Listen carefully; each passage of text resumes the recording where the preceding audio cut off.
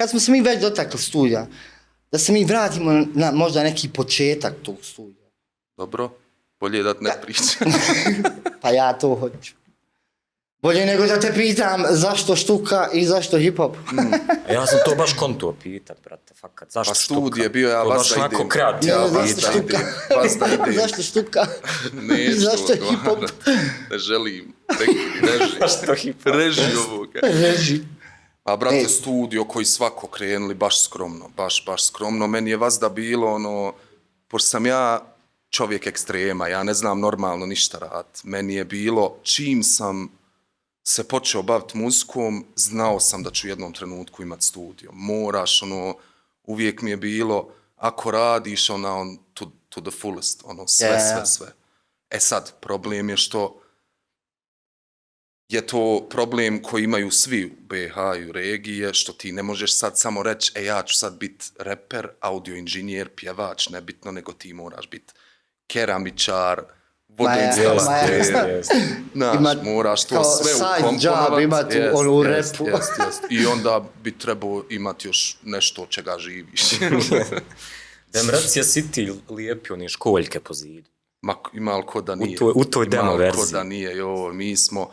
sad studio je 6. ili 7. koji sam pravio. Bruku, para, ja koliko vremena. znam da si čak i po spratovima mijenjao. Jes. Prvi je bio u garaži kod mene, u kući. To je bila prostorija možda od 14-15 kvadrata, sve ukupno. I onda smo mi još napravili taj ogroman kiks akustički, da smo u taj već premal prostor bubnuli kao gluhu sobu da bude profesionalni studio, kao džeć bez gluhe. Laptop na krivo. Što je kao snimao se na krivo. Laž, samo takva. A s kim si to počeo? Mislim, ti iz Laja počeo skupa? Najviše ja iz Laja. U izgradnji su pomogli prijatelji koji nisu ni toliko u muzici. Geller je s nama pravio. Džala je često tu isto dolazio. Visili, nismo nikad ništa snimili. A vi ste snimili nešto tu? Mi smo tu, ja iz Laja smo tu snimili u tom prvom studiju kompletan Pogled u prazno, naš prvi album zajednički. Kompletan. Za one koji ne znaju, Zlaja je Kontra. Kontra. Kojeg ovim putem pozdravljam. Duo Kontra i Štuka, mislim. Ako neko zna za BiH hip-hop, znaju i za Kontru i Štuku sigurno.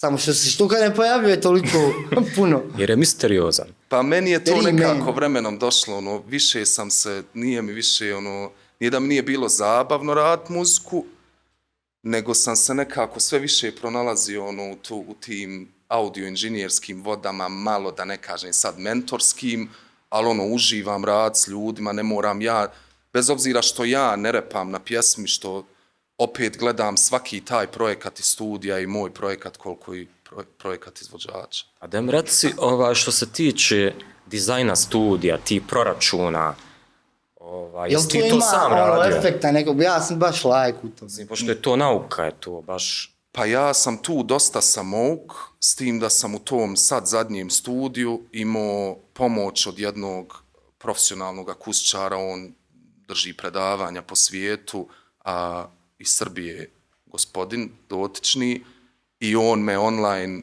ja sam mu slao snimke prostorije, sad da ne idemo u detalj, dimenzije i sve, i snimke prostorije, i onda on sa mnom akustički tretirao prostor, pa sam mu slao snimke akustički tretirano, pa je onda bilo trial and error, haj sad izvadi ovo iz ćoška, ubaci ovo, pa snimi prostoriju opet, itd.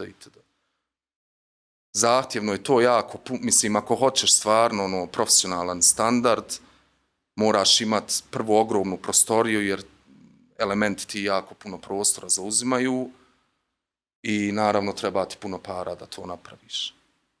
Imaš puno para. Pa više imao sam. Na repu uzeo. Nisam, sluša, porez na ovo je sve, šta god da snimamo je na prijateljskoj, dobrotvornoj bazi, ništa se ne naplaćuje. Mi nemamo nikakav dodir sa parama. Mi ne znamo šta je to. Nisam, to mi uvijek prije čudno bilo kad me krenu kukat da nemaju od muzike, ja znam koliko ima od muzike, ja krenu kukat, nije života mi nemam, ja jedva 4 usta hrani, i onda skontam još sad ova koruna, nema posla, porez znaš. nađe, gdje ćeš ofirat, moj ne ofirat. Kat.